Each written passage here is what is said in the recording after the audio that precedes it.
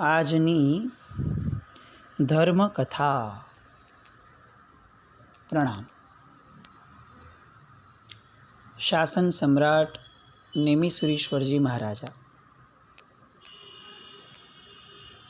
એમના ચરિત્રમાંથી અનહદ શીખવા જેવું મળ્યું, અનહદ અનુમોદવા જેવું મળ્યું.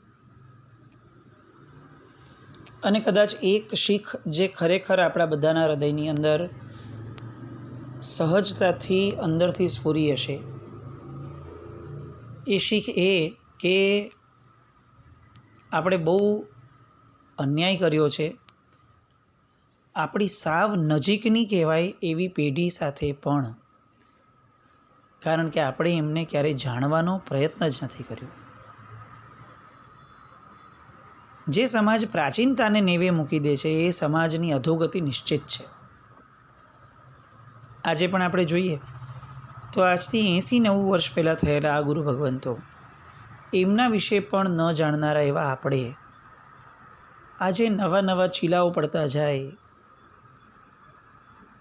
નવા જમાના પ્રમાણેની કેટલીક નવી વાતો અને નવી પ્રથાઓ ચાલુ થતી જાય અને આપણે તરત એમાં ઘૂસી જઈએ છીએ. અને એના કારણે પરમાત્માનું શાસન તો ક્યાંય ને ક્યાંય દૂર રહી જાય છે. અને છતાંય આપણે એવા ભ્રમમાં જીવવા લાગીએ છીએ કે આપણે કંઈક ને કંઈક અંશે શાસનને સેવીએ છીએ. આ મહાપુરુષોને જાણવાનું મુખ્ય કારણ એ છે કે આ બધા મહાપુરુષો એ મૂળ માર્ગને પકડી રાખનારા હતા, નંબર 1. અને સૌથી મહત્ત્વનું જે બીજું કારણ કે એ લોકો એવા સમયમાં થયા હતા કે જે સમય હજી સુધી પણ આ મશીન વગેરે અને આ વિજ્ઞાન વગેરે જ્યારે બહુ હાવી નથી થયું, એ સમયના મહાપુરુષો છે. એટલે એમની પાસેથી આપણને જે માર્ગ મળે ને એ ભેળસેળ વગરનો મળે. શાસન સમ્રાટને આપણે માણ્યા. એમણે અનેક તીર્થોની ઉદ્ધારની વાતો કરી, ઉદ્ધારની પ્રક્રિયાઓ કરી, એ તો બરાબર, પણ એ સ્વયં પોતે એક તીર્થ સમાન હતા એવું આપણે માનવું જ રહ્યું. એમની સાથે સંકળાયેલા કેટલાક બહુ જ મહત્ત્વના સ્થળો, એમાંથી એક એટલે રાજનગરની અંદર રહેલો પાંજરાપોળનો ઉપાશ્રય. શહેરની અંદર આજે પણ, હવે તો કદાચ ત્યાં વસ્તી બહુ ઓછી રહી આપણી, અને એટલે સુમસામ વર્તાય, પણ હું ખરેખર રાજનગરમાં રહેતા લોકોને એવું ચોક્કસપણે સજેસ્ટ કરીશ કે શાસન સમ્રાટને જો ખરા અર્થની અંદર સ્પર્શવા હોય આજની તારીખમાં પણ, તો આ પાંજરાપોળનો ઉપાશ્રય એ તીર્થ સમાન ગણાય. ત્યાંનું કણ કણ એ શાસન સમ્રાટના વચનોથી, શાસન સમ્રાટના વર્તનથી અને શાસન સમ્રાટના વિચારોથી સંપૂર્ણપણે આંદોલિત થયેલું છે. એટલે આ પાંજરાપોળનો ઉપાશ્રય, હઠીસિંહજીની વાડી, સાહેબના શિષ્ય પૂજ્ય શીલચંદ્રસુરી મહારાજ સાહેબ, એમણે આ જ હઠીસિંહજીની વાડીની અંદર પૂજ્ય શાસન સમ્રાટ નેમિસુરીશ્વરજી મહારાજાના ચરિત્રને ચિત્રો દ્વારા બહુ સરસ રીતે, જે આપણી ઓરિજિનલ પરંપરા હતી ચિત્રોની, એ ચિત્રો દ્વારા, ચિત્રકામ દ્વારા એમણે એમના જીવનના મુખ્ય પ્રસંગોને બહુ સરસ રીતે આવર્યા છે. એ આજે પણ બહુ સરસ નવું નિર્માણ પામેલું આ સ્થાન, ત્યાં પણ શાસન સમ્રાટ પ્રત્યે જો સદભાવ જાગતો હોય તો ત્યાં જઈ અને સદભાવને વૃદ્ધિ પમાડવા જેવું ખરું. આવા અનેક સ્થળો. મહુવા જીવિત સ્વામી ભગવાન માટે તો 100% આપણે એ સ્થાનને યાદ કરીએ જ, પણ આ જીવતા જાગતા ભગવાન જે મહુવામાં થયા, એ મહુવાને પણ સ્પર્શવા માટે આપણે લાલાયિત થવા જોઈએ. મહાપુરુષો વહી ગયા એટલે જરૂરી નથી કે એ બધું લઈને ગયા. એ એમના ઢગલાબંધ પૂતગલો, એમના વિચારો, એમના આશયો, એમના કાર્યો, એ બધું આપણી માટે મૂકતા ગયા છે. એ બધાને જેટલું સ્પર્શતા રહેશું એટલે અંશે એ મહાપુરુષો જીવતા રહેશે. અને એટલે શાસન સમ્રાટ પછીથી જે મહાપુરુષને આપણે સ્પર્શવા છે, અલગ અલગ સમુદાયોની ધારા જે આપણી ચાલે છે એમના નાયકોની, એ નાયકોમાં શાસન સમ્રાટ પછીથી ટેકનિકલી જોવા જઈએ પર્યાય વાઇસ તો પૂજ્ય સિદ્ધેશ્વરીશ્વરજી મહારાજા બાપજી મહારાજ એ આવે. અને એ એટલી ઉત્તમ હસ્તી છે કે એમના જીવનના કેટલાક પ્રસંગો અને કેટલીક વાતો એ તો જાણે એવું લાગે કે આપણી બધી કલ્પનાશીલતા એ સમયના લોકોના સત્વની સામે પાંગળી નહીં, આમ નિસ્તેજ બની જાય સાવ. એવું ગજબનાક જીવન પૂજ્ય બાપજી મહારાજનું. અને એમાં ઘણા પ્રસંગો, એસ્પેશિયલી દીક્ષા પહેલાંના તો ઢગલાબંધ પ્રસંગો કે જે આપણી માટે ટેરિફિક ઇન્સ્પિરેશન છે. પણ આપણે જરાક એક પાસું ફેરવી અને જે સૌરાષ્ટ્રએ શાસન સમ્રાટની ભેટ આપી એ જ સૌરાષ્ટ્રની અંદર થયેલા હજી એક રત્નને લઈ લઈએ આપણા આસ્વાદમાં ને આપણા કીર્તનમાં. કેમ? કારણ કે સૌરાષ્ટ્રની જે ધરતી છે એ ધરતીમાંથી જન્મતા રત્નો એને એક સાથે ચાખવાની અંદર એક આનંદ એ થશે કે આપણને સૌરાષ્ટ્ર સાથે પ્રીતિ થશે. આપણામાંના ઘણા બધા લોકોનું મૂળ વતન સૌરાષ્ટ્ર હશે, ઘણા બધા લોકોનું. અને આપણે એ વસ્તુથી સાવ અજાણ્યા છીએ કે સૌરાષ્ટ્ર છોડીને આપણા બાપ દાદા અથવા આપણે ગામડામાંથી શહેરમાં આવી ગયા એટલા માત્રથી આપણા વતન ઉપર ઉપકાર કરેલા ગુરુ ભગવંતો એ હવે આપણા ન રહ્યા એ માનવું એ બહુ નબળી વાત થશે. આ એ સમય હતો કે જ્યારે બહુ મોટા પ્રમાણની અંદર ક્ષેત્રના આવર્તો વર્તતા હતા. વાગડ નામ લ્યો એટલે કલાપૂર્ણસુરી દાદા, જીતસુરી દાદા વગેરે. એવી રીતે સૌરાષ્ટ્રના વતની છીએ તો આપણા મૂળ ઉપકારી, ભલે આપણે અત્યારે ક્યાંય બી હોઈએ શહેરોમાં, અમદાવાદ હોઈએ, મુંબઈ હોઈએ, સુરત હોઈએ, પણ આ સૌરાષ્ટ્રના કણ કણને જે મહાપુરુષોએ ઘમરોડી નાખ્યા છે પોતાની ધર્મ ભાવનાથી, એવા મહાપુરુષોને જો આપણે આપણા માથે ન બેસાડીએ, એમને જાણીએ નહીં, એમને રોજ સ્મરણમાં ન લાવીએ તો એ ખરેખર આપણી કૃતજ્ઞતા ગણાશે. શાસન સમ્રાટ સૌરાષ્ટ્રના અમોઘ ઉપકારી, અમોઘ, એમના સિવાયનો પર્યાય જ ન મળે. એક સૌરાષ્ટ્રના વતનીને એવું લાગવું જોઈએ કે મારો ખરો બાપ આ શાસન સમ્રાટ છે. અને એવા જ એક મહાપુરુષ જે સૌરાષ્ટ્રની વીરભૂમિમાંથી પ્રગટ્યા અને યોગાનું યોગ, એમની રાશિ પણ જે શાસન સમ્રાટની હતી એ જ રાશિ. અને એટલે સહજ પણ એવું મન થાય છે કે પહેલાં આપણે એમને જુહારીએ. એ પણ એક પોતે સ્વયં તીર્થ સમાન હતા. આજે પણ એમના સમુદાયની અંદર જે મહાપુરુષો અત્યારે છે વિદ્યમાન, એ મહાપુરુષોને જોઈને ઘણીવાર એવું લાગે કે આ ચોથા આરાની વાનગી છે.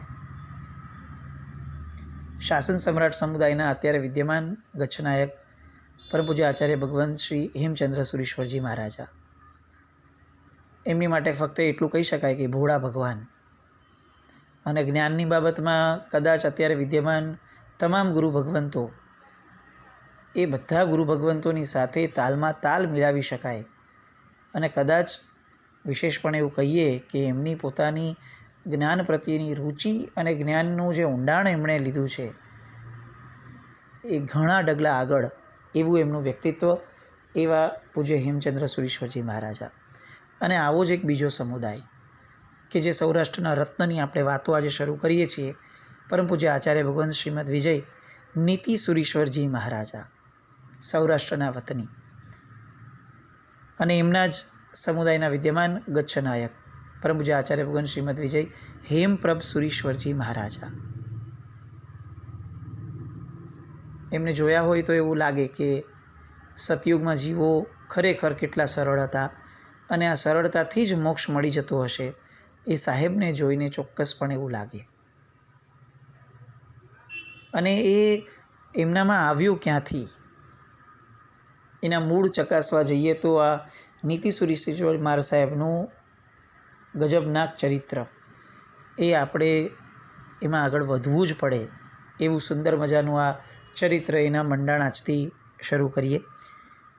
સૌરાષ્ટ્રની સૌભાગ્યશાળી ભૂમિ, સૌરાષ્ટ્રનો એક અભેદ્ય કિલ્લો કે જે કિલ્લાની અંદર અફાટ સાગર છે અને આ સાગરની અંદર ધીરતાનો સંદેશ આપતા તરંગો, હૈયા ઠારતા પરવાળા મોતી અને રત્નોથી શોભતો આ જાણે મહાસાગર હોય. આ ધર્મભૂમિ એવી છે કે જે ધર્મભૂમિની અંદર કૃષ્ણ મહારાજા એમણે નિવાસ કર્યો. નેમિનાથ ભગવાને જીવનભરની સાધનાઓ સાધી. ભક્ત કવિ નરસિંહ મહેતાએ સૌરાષ્ટ્રના ગામડે ગામડે પરમાત્મા તત્વની ભજનની ધૂનની મચાવી. અને સ્વર્ગીય ગાન ગાનાર મીરાબાઈએ પણ જેમના થકી ભક્તિના પાન લયા હતા એવા અનેક ભક્ત કવિઓનું ધામ એટલે સૌરાષ્ટ્ર. આ જ સૌરાષ્ટ્રની અંદરથી મહુવાના ઝાવડ શાહે શત્રુંજયનો ઉદ્ધાર કર્યો હતો.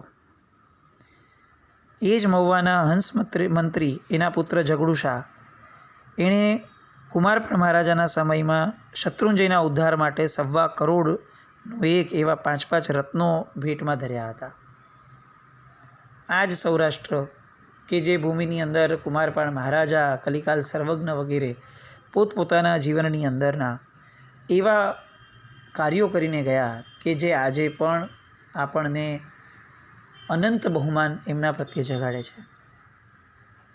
બહુ રિસન્ટ સમયમાં જોવા જઈએ તો શાસ્ત્ર વિશારદ જૈનાચાર્ય શ્રી ધર્મસુરીજી મહારાજ એ પણ સૌરાષ્ટ્રના રત્ન, જેમનું ચરિત્ર હમણાં જ આપણે જોયું એવા નેમિસુરી મહારાજ સાહેબ સૌરાષ્ટ્રના સુપુત્ર.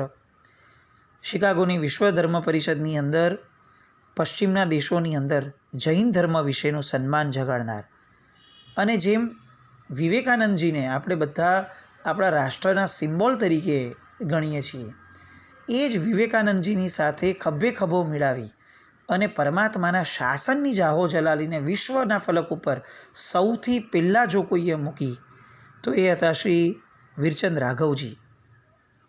અને વીરચંદ રાઘવજી એ પણ આ જ ભૂમિના જવાહર.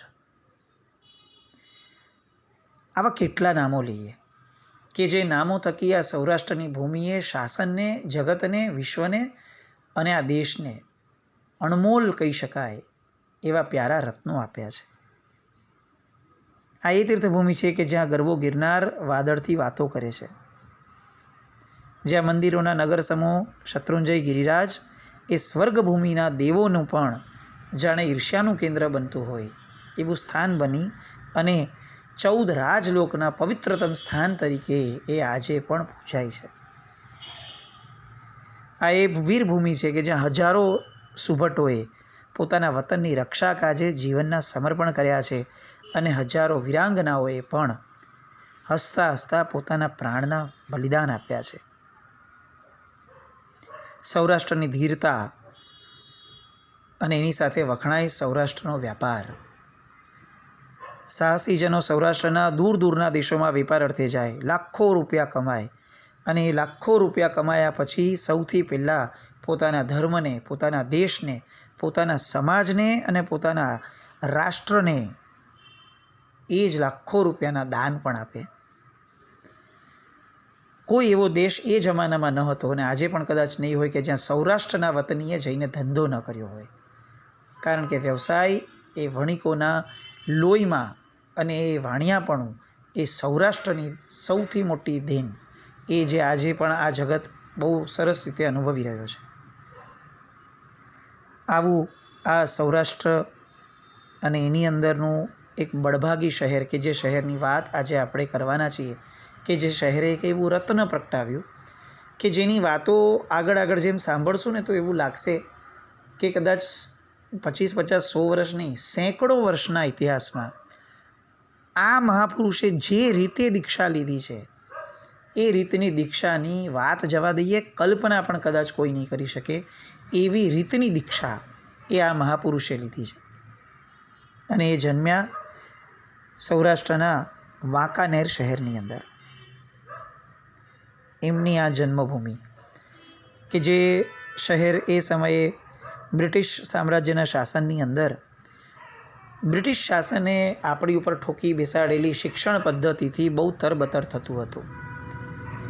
અનેક ડૉક્ટરો, વકીલો, ઇજનેરો, બેરિસ્ટરો, ગ્રેજ્યુએટ્સ આ બધા લોકો પ્રતિષ્ઠા, પૈસા અને માનપાનની પાછળ આપણી સંસ્કૃતિ જે દ્રઢપણે બધાના હૃદયમાં ને કણકણમાં વણાયેલી હતી એમાંથી જાણે આ શિક્ષણ એ લોકોને ખેંચી અને ફક્ત પ્રતિષ્ઠા અને પૈસા પાછળ જીવન આખું વેડફવાની જે એક નવી શિક્ષણ પદ્ધતિ આવી હતી, જે વિદેશી પદ્ધતિએ દેશી ગુલામો ઊભા કર્યા, એ પદ્ધતિ એ સમયના વાંકાનેરની અંદર જ્યારે ટોચ પર પહોંચેલી હતી, અંગ્રેજી કેળવણીનો પવન ઘરે ઘરે પહોંચી રહ્યો હતો અને એ પવન પોતાની સાથે આપણા લોકોની અંદરની રહેલી ધર્મભાવના, ધર્મપ્રેમ અને સાધુ સંતોની સેવા, જે સહજ ગુણ હતો આપણો, કોઈ પણ ધર્મના કેમ ન હોય, એ ગુણને આ અંગ્રેજી કેળવણીનો પવન જ્યારે બધા જ મૂળિયામાંથી લઈ અને છૂમંતર થવાની શરૂઆત કરતો હતો, એવા સમયની અંદર આ ચરિત્ર નાયક કે જેની વાત આપણે કરવાની છે એવા પૂજ્ય નીતિસુરીશ્વરજી મહારાજાનો જન્મ થાય છે. માળિયાના ધનાઢ્ય અને આગેવાન ગણાતા એવા શ્રેષ્ઠી ફૂલચંદભાઈ, અને આ ફૂલચંદભાઈ સેટલ થયા વાંકાનેરની અંદર.